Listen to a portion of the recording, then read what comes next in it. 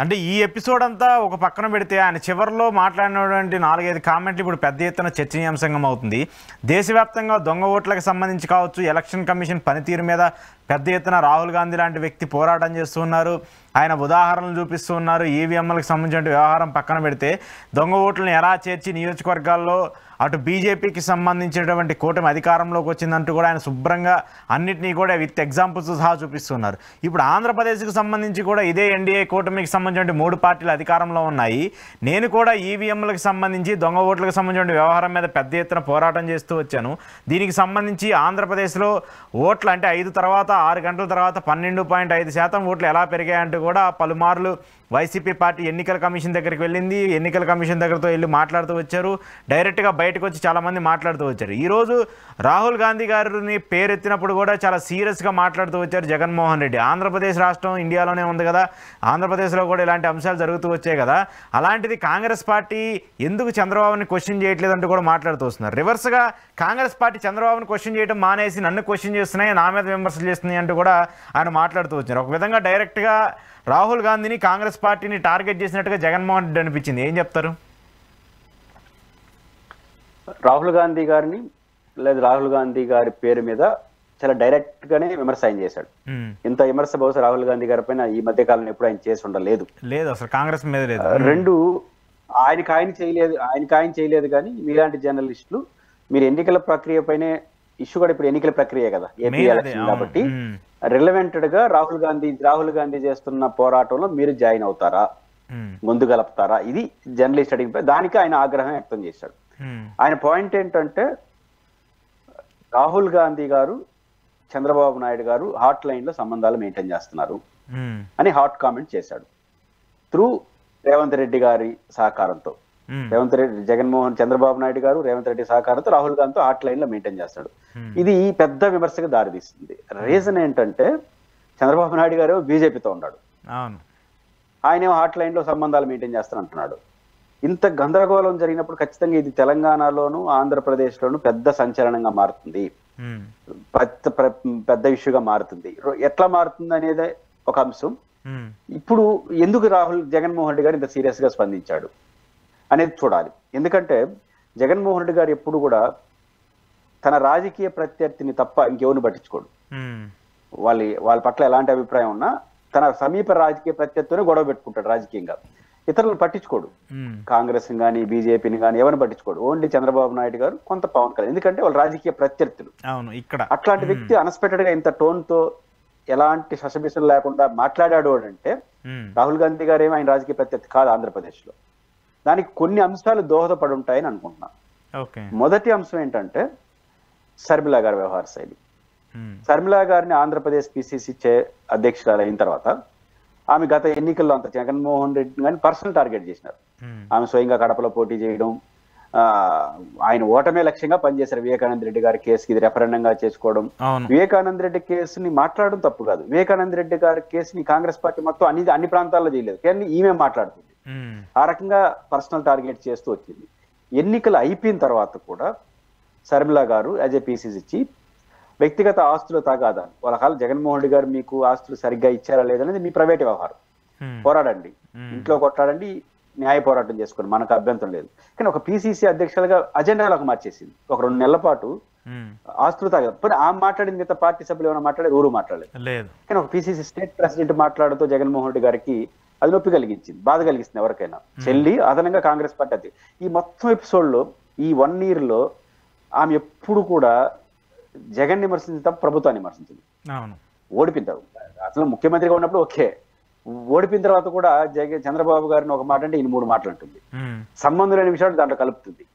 ఏమైనా గతంలో జగన్ ఏం చేసినాడు ఇట్లా మాట్లాడడం అనేది 1 year గా చేస్తుంది. ఆమె చేస్తున్న దాని కింద కాంగ్రెస్ వాళ్ళు చేయట్లే. కానీ ఎక్కడ అధిష్టాన వర్గం ఈ విషయంలో జోక్యం చేసుకోవట్లేదు.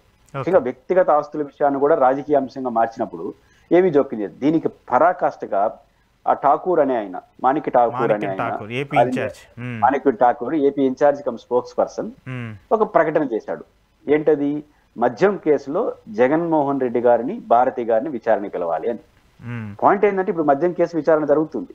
తెలుగుదేశం పార్టీ వాళ్ళు కూడా భారతి గారిని విచారించమని ఇంతవరకు చెప్పలా. డైరెక్ట్ జగన్ గారిని విమర్శిస్తున్నారు. ఈయన ఏ ఆధారంతో మాట్లాడుతున్నాడో, ఏ సమాచారంతో సంబంధం లేకుండా సంబంధం లేని భారతి గారిని దీనిలోకి లాగాలన్నాడు. ఆమెను విచారించాలి. అసలు వాళ్ళే దీని వెనకాల ఉండేది. అంటే మధ్యంలో జరగరాని జరిగిపోయింది అన్ని ఆరోపణలు చేస్తూ వీళ్ళిద్దరే దాంట్లో ఇద్దరిని విచారణకు లాగండి అన్నాడు. So all India party leader Sharmila గారికి టోన్ కలుపుతూ, శర్మిలా గారికి ఆ వ్యక్తిగత కారణం అనుకుంటాం, ఆయన కూడా మాట్లాడడంతో రాహుల్ గాంధీ గారు ఆశిస్తులు దీనికి ఏమైనా ఉన్నాయా అని ఒక అనుమానం వస్తుందా జగన్ గారికి. కాబట్టి ఈ ప్రధానమైన ఒక పరాకాష్ట ఏది మాణిక్ ఠాకూర్ గారు తన సతీమణి పేరు కూడా సంబంధం లేని వ్యక్తిని తీసుకొచ్చి అక్కడికి, ఎందుకంటే చాలా మంది ఏమనొచ్చు నాకు వివరణ అడిగాలి. భారతీ సిమెంట్ లో ఆయన ఎవరో గోవిందప్ప ఎవరో ఉన్నారు కదా, బాలాజీ గోవిందప్ప, ఆయన భారతీ సిమెంట్ డైరెక్టర్ కాబట్టి ఆయన అన్నారు. తప్పది. భారతీ సిమెంట్ గారిని షేర్లన్నీ కూడా ఫ్రెంచ్ కంపెనీ కొనేసింది. భారతీ సిమెంట్ అనేది వీళ్ళ వాటా మైనర్, మిగతా ఎంఎన్సీ కొనేసింది. కాబట్టి భారతీయ సిమెంట్ అనేది వాళ్ళది కాదు, అపాయింటెడ్ చెప్తాను. కానీ అలాంటి తెలిసిన తర్వాత ఆ పేరు ఉంది అనే పేరుతో భారతీయ గారిని విచారణకు పిలవమని చెప్పడం ద్వారా అంటే కాంగ్రెస్ పార్టీ ఏ రాజకీయం చేయదలుచుకుంది ఆంధ్రప్రదేశ్ లో, ఇంకా పర్సనల్ టార్గెట్ జగన్ అన్నప్పుడు జగన్ మీతో ఎట్లా సహవాసం చేస్తాడు? ఇది ప్రాథమిక అంశం. బహుశా జగన్ గారు కోపానికి, జగన్ గారు ఆందోళన బాధపడడానికి కూడా అదొక కారణం ఏంటచ్చు. రెండోది, కాంగ్రెస్ పార్టీ కూడా రాహుల్ గాంధీ నో డౌట్ ఈరోజు దేశవ్యాప్తంగా ఆయన చెప్తున్న విషయాల పట్ల ప్రజల్లో స్పందన వస్తుంది, ఎవరైనా సమర్థించాలి. కానీ రాహుల్ గాంధీ గారు తన పోరాటం చేసేప్పుడు విస్తృతంగా అందరినీ కలుపుకోబోవాలి. నువ్వు కలుపుకోకపోతే పాక్షికంగా అయిపోతుంది. ఇప్పుడు జగన్మోహన్ రెడ్డి గారు హర్యానాలో ఫలితం వచ్చినప్పుడు కాంగ్రెస్ ఓడిపోయింది, బీజేపీ గెలిచింది. అయినా ఈజ్ అ ఫస్ట్ మాజీ చీఫ్ మినిస్టర్, ఆయన ఒక ప్రాంతీయ నాయకుడు, నేనేం జాతీయ నాయకుడు కూడా కాదు, ఒక ప్రాంతీయ పార్టీ నాయకుడు హర్యానాలో జరిగిన దానిపైన విస్మయాన్ని వ్యక్తం చేస్తూ ఈవీఎంల పైన అనుమానాలు వ్యక్తం చేశాడు. అది ఎవరికి సపోర్ట్ చేసినట్టు? నైతికంగా కాంగ్రెస్ సపోర్ట్ చేసినట్టే కదా. అట్లే మహారాష్ట్రలో జరిగిన ఎన్నికల పైన కూడా ఆయన స్పందించినాడు. As a former chief minister ఎవరు గట్టిగా స్పందించాడు. ఈవీఎంల పైన అనుమానాలు ఉన్నాయి, ప్రజాస్వామ్యం నష్టపోతోందని మాట్లాడాడు. అంటే ఇక్కడ కూడా ఓడిపోయింది ఎవరు? శివసేన కాంగ్రెస్ కూటమి. అక్కడ కూడా మీకు సపోర్ట్ చేస్తున్నట్టు మాట్లాడాడు. ఈ రెండు సందర్భాల్లో రాజీవ్ గాంధీ గారు కానీ, ఆల్ ఇండియా లీడర్షిప్ కానీ ఆయన ట్విట్టర్లో థ్యాంక్స్ చెప్పాలిగా. అంటే మన మద్దతు మన హర్యానాలో బీజేపీ గెలిస్తే ఈయన సపోర్ట్ ఈవీఎంల పైన అనుమానం వ్యక్తం చేస్తూ సపోర్ట్ గా మాట్లాడితే థ్యాంక్స్ అని చెప్పాలి కదా మినిమము. కానీ ఎక్కడ కూడా జగన్ గారిని వాళ్ళు రికగ్నైజ్ చేయలేదు. ఇది ఖచ్చితంగా రాంగ్ అవుతుంది. కాబట్టి రాహుల్ గాంధీ గారు విస్తృతంగా అందరినీ కలుపుకోవాలంటే ఎక్కువ చర్చనీయాంశం ఆంధ్రప్రదేశ్ పైపించి జగన్మోహన్ రెడ్డి పాత విషయాలు మీకు ఎన్నున్నా, శర్మిలా గారు ఎన్ని ఇరిటేట్ చేస్తున్నా కూడా హర్యానా విషయంలో మీకు సపోర్ట్ చేశాడు, మహారాష్ట్ర విషయంలో మీకు సపోర్ట్ చేశాడు.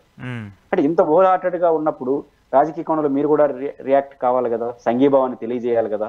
బట్ జగన్మోహన్ రెడ్డి గారు చేస్తున్న ఏ యాక్టివిటీలో కాంగ్రెస్ సపోర్ట్ చేయకపోగా శర్మిలా గారు అయితే ఓడిపోయింది కాకుండా మళ్ళీ ఈవీఎం చేస్తారని మాట్లాడింది. రేపటి చంద్రబాబు గారు కూడా మాట్లాడాలి, ఈయన మాట్లాడింది. అంటే ఎందుకు మాట్లాడాలి? ఇప్పుడు మీరు ఇక్కడ ఆంధ్రప్రదేశ్ లో జరిగిన విషయం ఏమీ తప్పు లేదని చెప్పదలుచుకున్నారా? నాకు ఏ ఆధారం లేదు. బట్ మీరు దేశవ్యాప్తం తప్పున ఆంధ్రప్రదేశ్ లో కరెక్ట్ అని చెప్పదలుచుకున్నారు. ఇవన్నీ వస్తాయి కదా. కాబట్టి ఖచ్చితంగా రాహుల్ గాంధీ గారు ఈ విషయాన్ని రెక్టిఫై చేసుకోవాలి. ఖచ్చితంగా ఆంధ్రప్రదేశ్ మీరు జగన్ గారిని, చంద్రబాబు నాయుడు గారిని ఈక్వల్ గా విమర్శించి తప్పుబట్టి వాళ్ళిద్దరు కాదు మేం కరెక్ట్ అని కాంగ్రెస్ చెప్పుకుంటే తప్పులేదు. ఒక రాజకీయ పార్టీగా వీళ్ళిద్దరు కాదు మేం కరెక్ట్ అని చెప్పుకోండి, ఏం అభ్యంతరం లేదు. కానీ ఇక్కడ పర్సనల్ టార్గెట్ ఓడిపోయిన ఆయన మీద చేయడం, ఇరిటేట్ చేయడం, ఆయన పాజిటివ్ స్టెప్ తీసుకున్నవాడు మినిమం స్పందించకపోవడం, ఇప్పుడు మీరు స్పందించడం ఆయన ఎట్లా స్పందిస్తాడు? కాబట్టి ఖచ్చితంగా ఎన్నికల పైన జగన్మోహన్ రెడ్డి గారు ఒంటరి పోరాటమే చేస్తాడు. కాంగ్రెస్ పార్టీతో కలిసి చేయడు, కాంగ్రెస్ ఏతర పార్టీలు గొంతు కలుపుతాడు. ఈ విషయంతో క్లియర్ అయిపోయింది కదా. ఇంకా ఇన్ని మాటలు మాట్లాడిన తర్వాత ఇంకా కాంగ్రెస్ పార్టీతో ఏం కలుస్తాడు? ఇంకా కాంగ్రెస్ పార్టీ ఇంకా డైరెక్ట్ ఇంకా ఎనిమిగానే చూస్తున్నాడని చెప్పి అర్థమైపోయింది కదా. ఖచ్చితంగా దీని ఆడిపోతాయి. ఇప్పుడు జగన్మోహన్ రెడ్డి గారు చెప్తారు, ఇప్పుడు రేవంత్ రెడ్డి గారు దీనికి అనుసంధానం చేస్తున్నా అంటారు. తెలంగాణలో ఇంకా బీఆర్ఎస్ ఎత్తుకుంటుంది. చంద్రబాబు నాయుడు గారితో రేవంత్ రెడ్డికి ఎలాంటి సంబంధాలు ఉంటాయి అని చెప్పి వాళ్ళు ఎత్తుకుంటారు. ఇవన్నీ అన్నెసరీ కాంగ్రెస్ కి జగన్మోహన్ రెడ్డి గారు ఆంధ్రప్రదేశ్ లో ఈ రోజు కాంగ్రెస్ పార్టీ ప్రత్యామ్నాయం కాదు. టైం పడుతుంది, వెయిట్ చేయాలి. అన్నెసరీగా జగన్మోహన్ రెడ్డి గారితో తెగేదాకా లాగితే ఖచ్చితంగా ఈ రోజు తెలంగాణలో అంతో ఇంతో మీకు నష్టం. జగన్మోహన్ గారు అభిమానించే వాళ్ళు మీకు దూరం అవుతారు తప్ప దగ్గర గారు.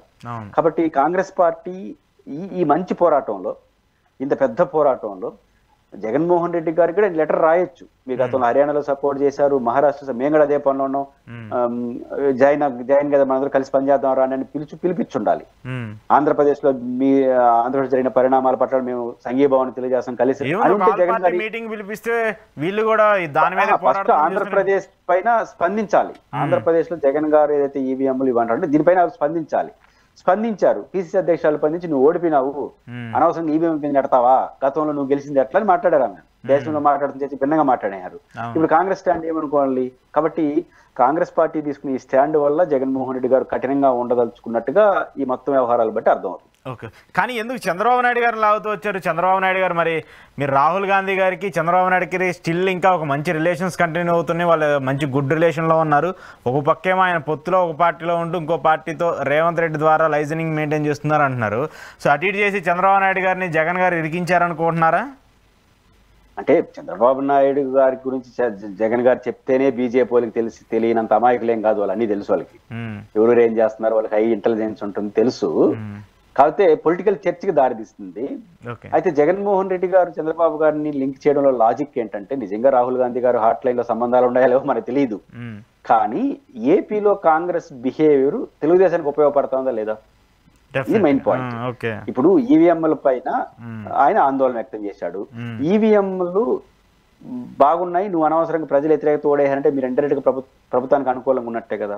ఇప్పుడు ఏ సమస్య ఆంధ్రప్రదేశ్ లో వచ్చినా ఒక విమర్శ చంద్రబాబు మీద చేసేసి 3 విమర్శలు జగన్ మీద చేస్తున్నా, గతంలో నువ్వేం చేసినావు, ఇంకా పోరాడేదే ఉంటుంది.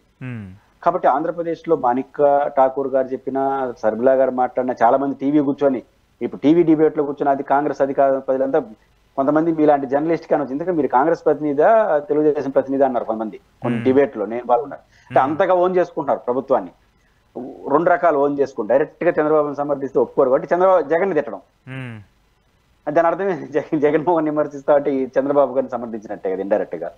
కాబట్టి వీళ్ళతో ఆంధ్రప్రదేశ్ లో ఉన్న టాప్ లీడర్షిప్, ముఖ్యంగా శర్మిలా గారు, ఇంకొకరు చంద్రబాబు గారితో బాగున్నారు.